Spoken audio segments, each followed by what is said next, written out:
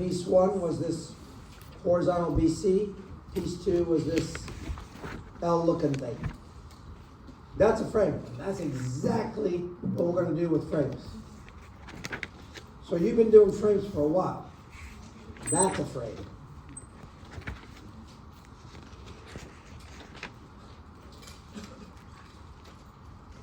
That's a frame. We tried to do the frame, the whole thing, and I have 1, 2, 3, 4 unknowns. What did we do? We said, hey, let's take this pin out and draw this, and then draw that. So we drew 2 pieces.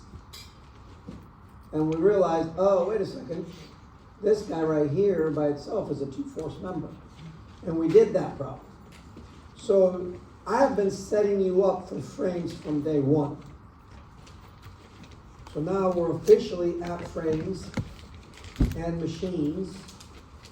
So let's take a look at how we solve frame problems. The first thing is we define a frame. The first thing you gotta realize is with frames, it's literally the opposite of what you see for a truss. What do we say about a truss? You can't have curved sections. Frames you can. Hey, with trusses, you gotta pin them at their ends. Not so with frames. You cannot have a distributed load. You can with frames. You must load it up at the joint for trusses. I can load up a frame anywhere I want. So literally, what you know about frames is what you should know about frames is the opposite of what you should know about a truss. So whatever you know about a truss, go opposite and you have a frame. In essence. That's why I say to you, a frame is a multi-force member, whereas a truss is a 2-force member. Because I got to pin them at their ends. That makes them a 2-force member. With a frame, I can pin it anywhere I want. Truss is a frame, but a frame is not a truss. What we're saying is, trusses are members of the family of what we call a frame. It is actually a specialized frame that we call a truss. Comparison, I've pretty much told you, is completely the opposite. So at least one member extends through more than 2 joints. At least one load is not located at a joint. At least one member is not straight. These are some of the things that would make a frame distinct from a truss. Just like trusses, you were able to say determinacy was 2J equals M plus R. I can say a frame is determined if R equals 3N. If R is greater than 3N, statically indeterminate. What is R? Number of reactions. What is N? Number of parts. So I give you an example down here. It is pin and fixed support.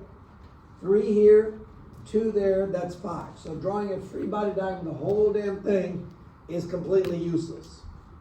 But I can draw individual pieces. Like I'm drawing piece 1, piece 2, piece 3. I'm basically saying, let me take these pins out and separate into a vertical, a horizontal, and a vertical. If I do that, this would be my free body. Right here. I'd have AXAY. There's a pin at B, I'd have BXBY. But that pin is also connecting to the horizontal member BC. So by Newton's third law, BXBY has to be equal and opposite. Over here, CXCY, but that's also connected to member CD. So it's got to be equal and opposite by Newton's third law. And then you got to fix support, dx, dy, and a moment. What's the total number of reactions? 1, 2, 3, 4, counted. 5, 6, counted. 7, 8, 9. So reactions are 9. How many parts? 1, 2, 3. 9 is equal to 3 times 3, statically determinate. So proceed to start writing equations for the vertical, the two verticals and the horizontal. 3 per free body diagram. 3 equations per free body diagram. Okay? Over here, I can't do much. I can cut through here, cut through there, and back. That's it. There's nothing to separate. It's one piece. Technically, I have 3 unknowns there, 4 unknowns, 5 unknowns. So the reactions are 5. How many parts? 1. So 5 is greater than 3. 3 times 1 is 3. 5 is the number of reactions. R is greater than 3n, n being 1. That means I can't solve this. It's statically indeterminate. In other words, by statics alone, I can't get the answer. And if I take the 5 and subtract from the 3, that gives me 2 degrees,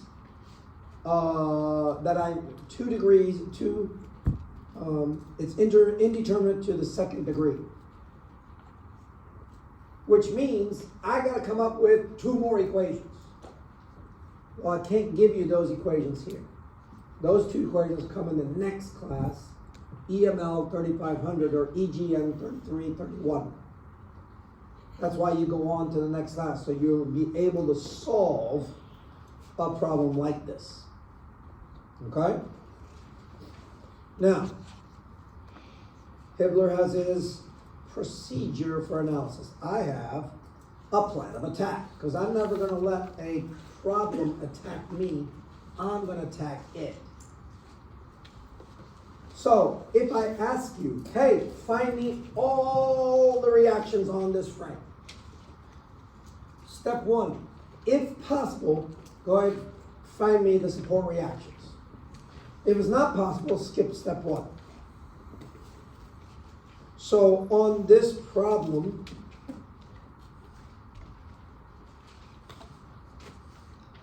there's 3 unknowns, 2 unknowns here, there's 3 unknowns, that's 5 unknowns. If I draw a free body in the whole thing, I can't solve them. So skip step 1. Step 2 says, hey, dismember this frame into its pieces. A vertical, a horizontal, a vertical, whatever the pieces are. Separate it out. And make sure you apply Newton's 3rd law when a pin is associated with 2 members or more. 3, apply the equations of equilibrium. Every single free body diagram you draw has 3 equations associated with it because we're dealing with a rigid body. Right? 3 equations. Start writing those equations based on the information given. Will you be able to solve for everything? No, not at one time. So you may end up with an equation that says AX equals BX. Okay, move on to the next problem or to the next free body diagram. Maybe you sum a moment and you get AX. Well, then you can go back to the previous problem and say, oh, AX equals BX. So BX is the same value of AX that you found in the other free body diagram. That's why it says sometimes you have to work back and forth between members, because you're not always going to get everything right away. That's a frame analysis. Now, machines. Everybody thinks of a machine, oh, it's gas powered or it's got electric batteries or no. In our class, a machine is a pair of pliers. Anything that gives you a mechanical advantage is a machine in our terminology. If you look at the definition, a machine is a partly constrained frame designed to transmit and modify forces. This shit is not in the textbook. I've added it because I think it's important that engineers know this shit. There are 5 general uses of a machine. And again, I'm not talking about gas powered or anything like that. Transform energy, transfer energy, multiply a force, multiply the speed, change the direction of the force. Those are the 5 uses.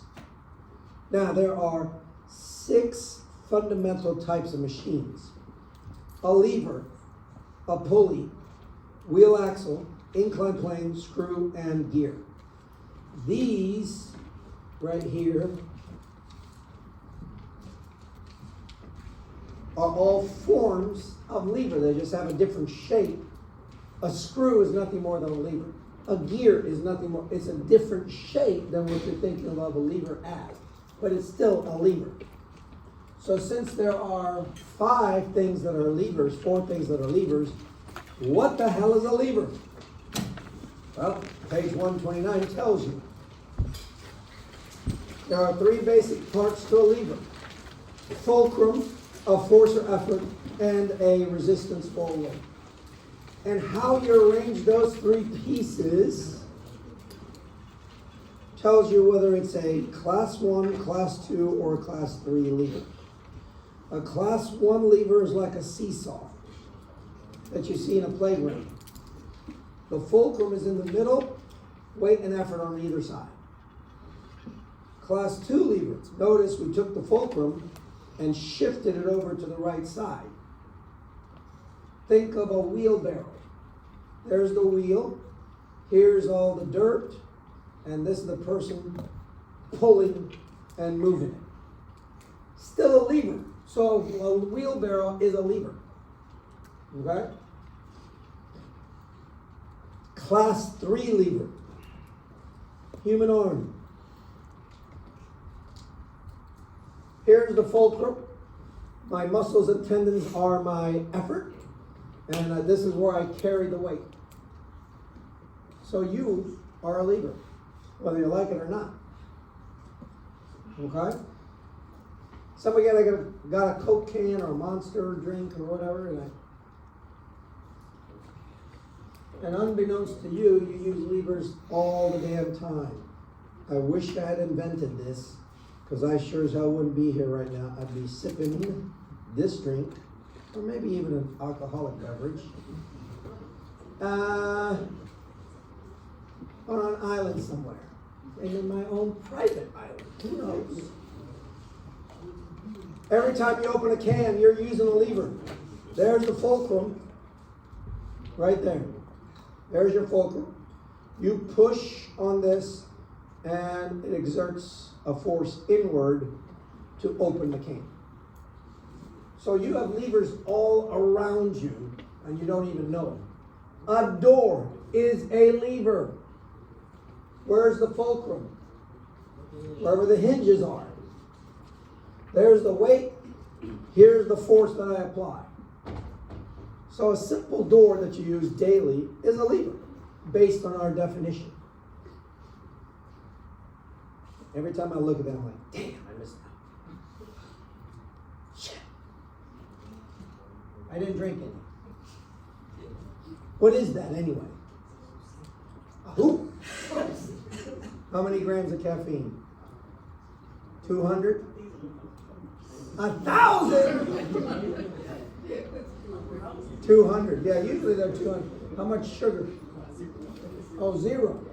So you got stevia or something?